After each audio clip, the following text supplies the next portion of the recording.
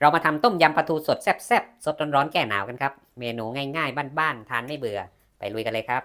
ตั้งน้ำให้เดือดหอมแดงบุกพอแตกครับใส่ลงไปก่อนเลยตามด้วยมะเขือเทศครับหลังจากเราต้มหอมแดงกับมะเขือเทศมาได้สักพักใส่ข่าลงไปครับตะไคร้ใบมะกรูดเสร็จแล้วเราก็จะปรุงรสเลยนะครับเกลือป่นน้ำปลาน้ำมะขามเปียกผงปรุงรสครับก่อนที่เราจะใส่ปลาเนี่ยครับให้เราหลีไฟอ่อนสุดเลยนะครับใส่หัวลงไปก่อนครับ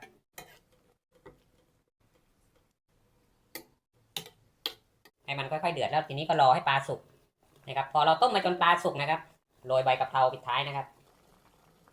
แป๊บเดียวก็ปิดแก๊สได้เลยครับน้ำมะนาวครับวันนี้นี่ผมจะโรยพริกสดไปในหม้อเลยนะครับ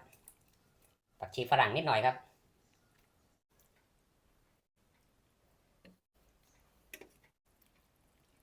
ต้มยำปลาทูสดเสร็จเรียบร้อยแล้วครับเดี๋ยวมาชิมมาซดน้ำกันดูครับก่อนครับ